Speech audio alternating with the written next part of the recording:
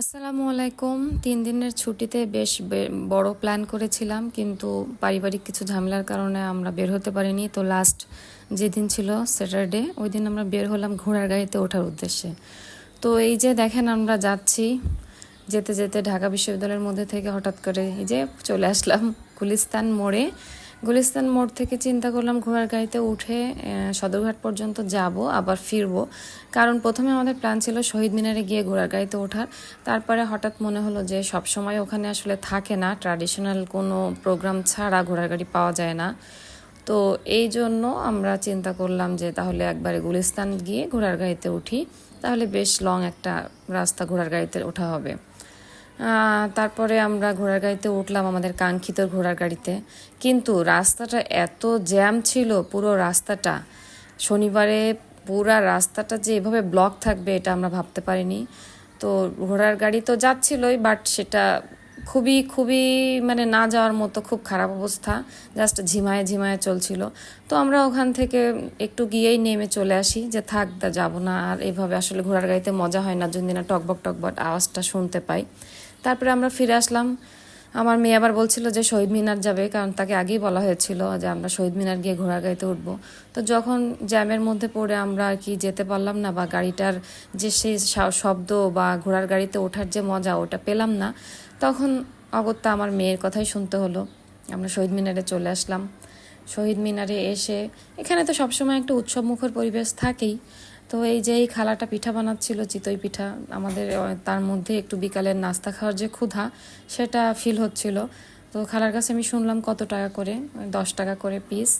আমরা পিঠা নিলাম প্রথমে 2টা। পিঠার সাথে আমরা এখানে বাদাম ভর্তা আর ধনিয়া পাতা ভর্তা নিলাম, এটা এক্সেপশনাল ছিল। বাদাম ভর্তা নর্মালি আমি কোথাও পিঠার সাথে পাইনি, হয়তো আপনারা পেয়েছেন, বাট আমার খাওয়া হয়নি।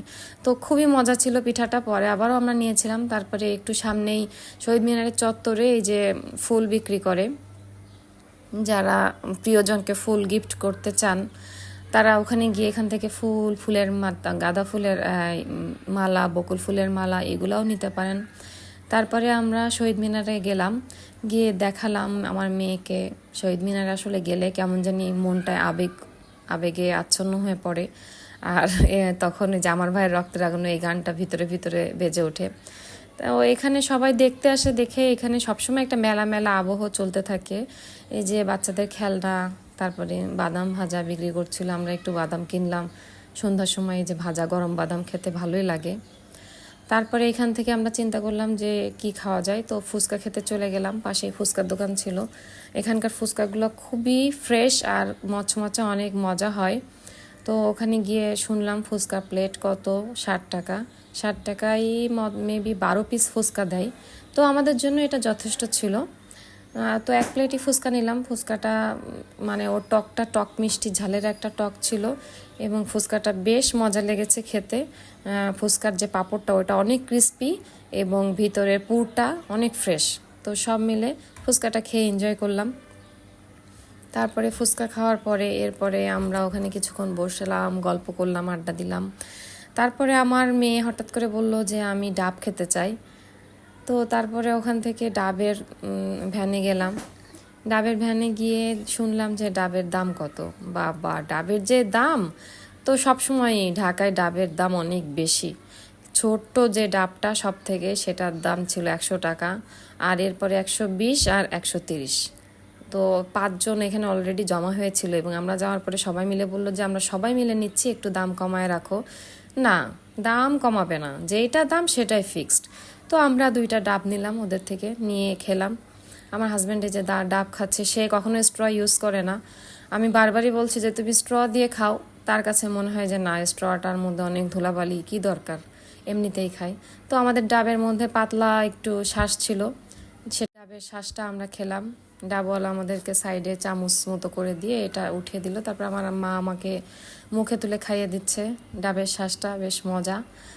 তারপরে ওখান থেকে আমরা ডাব খেয়ে এদিকে তখন পরে চলে আসলাম। বেশ ভালোই লাগছিল আমাদের সন্ধ্যাটা। তারপরে এর মধ্যে আমার মেয়েকে ফাঁকি দিয়ে আমি আবার আইসক্রিমও খেয়েছি, আপনারা দেখেন। মেয়ের বাবাকে বললাম যে তুমি ওকে নিয়ে সামনের দিকে যাও, সামনে গিয়ে হাঁটাহাঁটি করে আসো, আমি একটু আইসক্রিম খাবো। কারণ ওর যেহেতু ঠান্ডার সমস্যা, ওকে আমি দিতে চাইনি, যেহেতু ওর প্রবলেম এই যে আমি এখন রেকর্ড করছি, সে পাশের রুমে কান্না করছে এটা শুনে। পরে আমরা বাসায় ফিরে আসার জন্য রিক্সা নেই, আবার রিক্সা দোয়েল চত্বর দিয়ে আসছিল। তো দোয়েল চত্বর দিয়ে আসার সময় আমার সব সময় মনে হয় যে এই জায়গাটায় আমি নামি আর আমার পছন্দ মতো জিনিস কিনি। হ্যাঁ কিনি, মাঝে মাঝে কিনি, তবে সব একসাথে কেনা হয় না। একদিন এখানে আমার কেনাকাটা নিয়ে এবং সব জিনিসপত্রের দরদাম নিয়ে আপনাদেরকে জানাবো, একটা ব্লগ করব। যদিও অনেক ব্লগ আছে, তবু আমি আমার মতো করে করব। তো হোম ডেকোর আইটেমের পরই এখানে রয়েছে নার্সারি আইটেম, মানে ইনডোর আউটডোর প্ল্যান্ট আছে, অনেক ভালো ভালো কালেকশন আছে এখানে। আপনারা চাইলে এখান থেকে নিতে পারেন। ভালো থাকুন, দেখা হবে নেক্সট কোনো ব্লগে।